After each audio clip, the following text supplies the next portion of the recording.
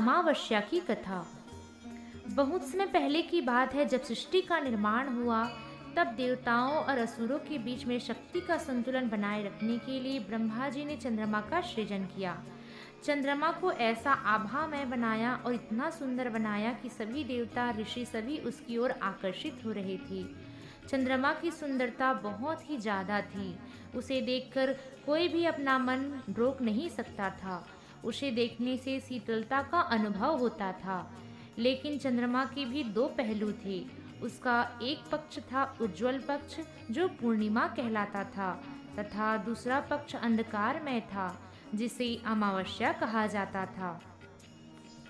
चंद्रमा को सृष्टि में सभी जीवों के मन, जल और प्रभाव डालने की शक्ति दी गई। परंतु चंद्रमा के भीतर एक सवाल उठता था, क्या उजाला ही सब कुछ है? क्या अंधेरा से कुछ नहीं हो सकता?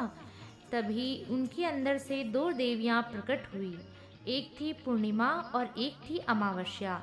एक दिन की बात है, चंद्रमा के अंदर से दोनों देवियों के बीच विवाद हो गया कि पूर्णिमा ने कहा कि मैं ही संपूर्ण चंद्रमा हूँ, मेरी रोशनी से ही पृथ्वी जगमगाती है, मैं उत्सव और आनंद का प्रतीक हूँ। लोग मेरी पूजा करते हैं और मेरी अनुपस्थिति में उन्हें शोक होता है, और मेरी तरह सभी जीव जंतु सुंदर दिखना चाहते हैं। मैं सभी जीवों के मन को शांत करती हूँ, उन्हें आकर्षित करती हूँ। अमावस्या ने तब शांत स्वर में कहा कि हे पूर्णिमा, अंधकार का भी उतना ही महत्व है। भले ही लोगों को रातें अच्छी नहीं लगती, अमावस्या अच्छी नहीं लगती, परंतु जब तक अंधकार नहीं होगा तब तक तुम्हारी कोई भी मूल्य नहीं है। इस प्रकार से दोनों बहनें में बहस होने लगा। अंततः यह विवाद देवताओं तक पहुंच गया। सभी देवताओं के मन में यह सवाल आया कि सर्वोत्तम कौन है। तब वे सभी प्रश्नों को लेकर भगवान विष्णु के पास पहुँचे। तब भगवान विष्णु ने दोनों की बातें ध्यान से सुनी और मुस्कुराते हुए कहा कि तुम दोनों एक ही चंद्रमा के दो पहलू हो। सृष्टि में तुम्हारे बिना संतुलन करना असंभव है।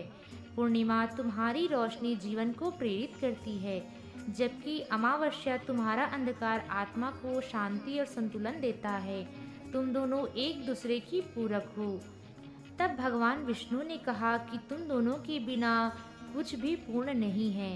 तुम दोनों सृष्टि का संतुलन बनाए रखने के लिए 15 दिन तक उज्जवल पक्ष रहेगा तथा 15 दिन तक अंधकार पक्ष यानी अमावस्या रहेगा। एक पक्ष में पूर्णिमा पूर्ण हो जाएगी और दूसरे पक्ष में चंद्रमा घटते हुए अमावस्या को प्राप्त करेगा।